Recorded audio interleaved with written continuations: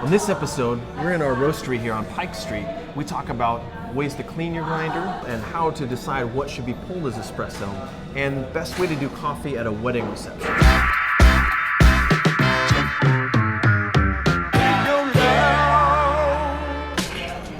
What's going on, everyone? Kendon here with Victrola, and I've got Timothy, our barista trainer. He's back. We're going to answer some questions for you today. These are real people that wrote in the real coffee questions. I'm not making them up. Yeah, we're not making them up. I swear. Not that you think that we would, I guess. Strange things. We just want to make ourselves seem more popular than we are.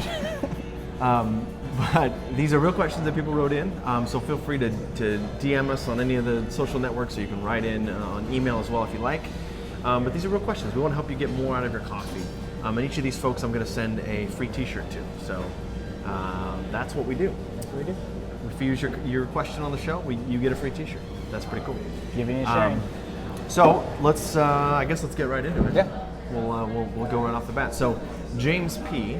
wrote in and said, what is the best way to clean our coffee grinders, pots, makers, etc.? Making the best tasting coffee without unwanted chemicals. For example, I heard once to never clean my coffee pot with dish soap. Yeah. So this is a really good one. Really practical, I thought. This is really good. With cleaning, with my grinders, I have a burr grinder at home. Mm-hmm. What I do is I just went out, I bought a child's toothbrush, and I just use a dry toothbrush to wipe away the burrs. Some disassembly is required and reassembly is required, but that's the best way to clean it. Right. It's going to wipe away any of the debris. It's going to wipe away any of the oils that are building up. I do it probably once a month. Yep. If I'm using a really oily coffee, say I go out and I buy a French press because I'm feeling like that's a good choice for that day. I'll make sure that I will clean right after that one for sure, because those are going to be more oily coffees. The best thing you can do is just constant upkeep. With a coffee pot, you can use soap if it's just the carafe. I would use a non-scented soap. Yeah. And make sure you rinse it multiple times. If it's a full-on coffee maker, just definitely don't put anything through that. Don't put anything through the coffee maker. Unless it's a descaler. Sometimes coffee machines will come with a descaler, which is meant for that. Yep. So it'll descale the heating element. But definitely don't put any soap in there. You'll be tasting soap for forever. And then, And then the coffee pot itself, if you can find either like at a restaurant supply store or if there's an espresso supply store near you, something like it's sometimes called Joe Glow, or sometimes called Cafeza. Yeah, Cafeza. What are the other names? Purocaf. And it's basically a small little powder. It's really inexpensive, and you'll probably have way more than you'll ever use. Yeah, it works great. But it works great. It actually is formulated to cut down the coffee oils. So even if you rinse after your carafe after each bath, or each batch, which I do, it still builds up in there. I do that, every other week or so. I actually bonus for those things. I collect antique thermoses, and I picked up some Cafeza and Purocaf, and I use that to clean them from thrift stores. Yeah. So another thing that is more of a commercial level is called grinds, or something similar to that, which is basically like a little cereal, like a little corn and cereal things that are shaped like beans. Yeah. You throw a little handful in through grinder and it cleans it out. You still need to purge all that out. I'd purge it. I like to stay away from those. They can wear down your burrs. Just if you're just doing small time. Yeah. I would for a home thing, I would probably do what Timothy said and grab a toothbrush. Yep. Take it apart, clean it. Don't get it wet, but clean it. Yep. Wipe it down. Make sure the oils are done. So clean. I think probably something I say all the time is probably the quickest way to ruin good coffee is to have dirty equipment and to let it go stale. Yep. Those are probably the two biggest culprits. So that's a really good, practical, I hope, question and an answer. Yeah. So hopefully that was useful. Anything final to add on that? Constant upkeep. No, that's it. Yeah. If you just keep it clean, it'll never get bad, and it'll always treat you. Yeah. Or just order to go all the time. Right. Okay, so I'm gonna skip down to Ken G here. All right. Ken writes in, I would like to know how I can tell what single origin coffee is acceptable for espresso brewing. Is there a specific type, or is it just trial and error? This is great for Timothy to answer because he writes most of the recipes here that we use for single origin, for pour overs, for espresso, all of that. So yeah, what I do with mine, I grab my beans. I'll read the tasting notes that are on the bag. We'll have like tasting notes like, let's say if it's going to be a heavier body, if it's a lighter body, high acidity. So you kind of know what to expect. So I know what to expect. I'll do a cup of it. I'll just like make a small like pour over. Kind of see if like, okay, this coffee has a really nice body. It could work as espresso. It's kind of just trial and error. Yeah.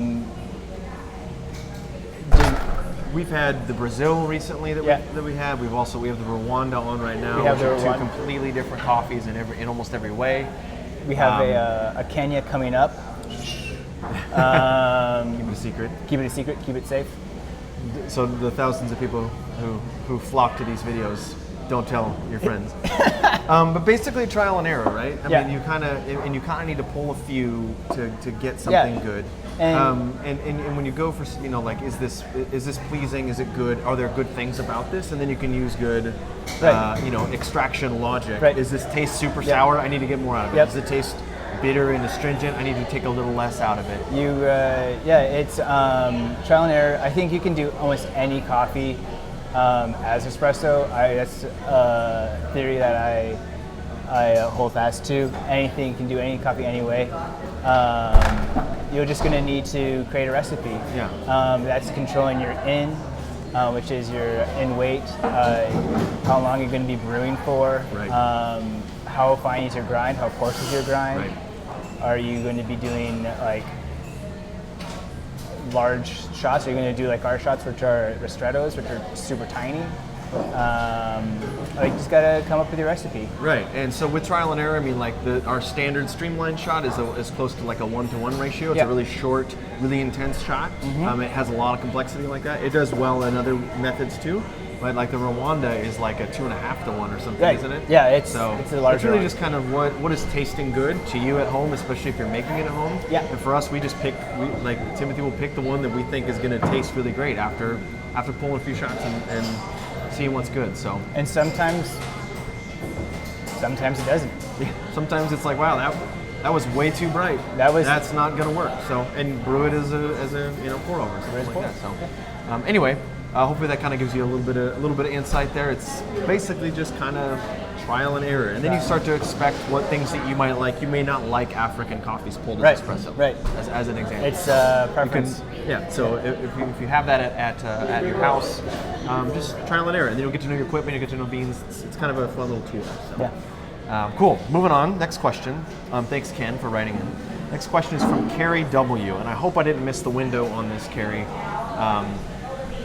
She has a kind of a long question here, but basically she's getting married this year, and they're wanting to do something different for a reception, and they're thinking a non-traditional like brunch reception, like a brunch with really great coffee. It sounds like she's into coffee, but it's good coffee, very good coffee, she says. Thus, I need suggestions. Iced, brewed, a barista. Wish us luck. Thanks, Carrie and Dana, my much better half.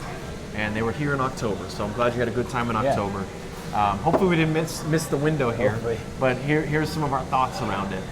To start off with, we both kind of agreed. I don't know how big it is, how big your wedding reception will be, but a really easy way to do it if you're serving a breakfast would be buy a French press for every table. Those are really inexpensive. Buy a French press for every table, preload it, and then you just need somebody to walk around with hot water. Yeah, or just like have the hot water on the table and say brew at your leisure. That's a good way. If you do go a professional barista, I have been to a lot of weddings where they've had a professional barista, and it gets really bogged down with the line, and you don't have a full cafe Yeah. setup where you can really slam it like this.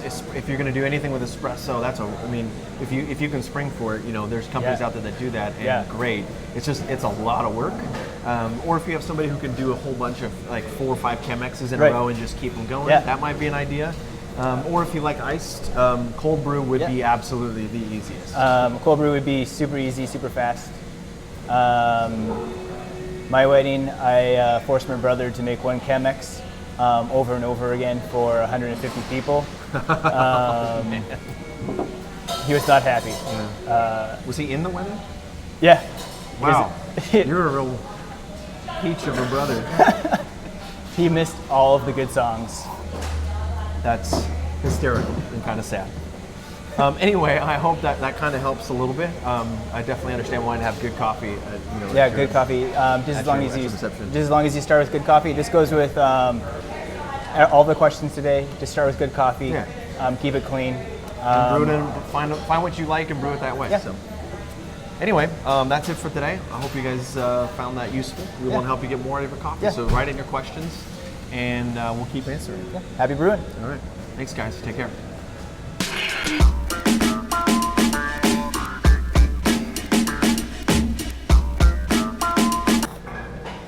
Will it be you?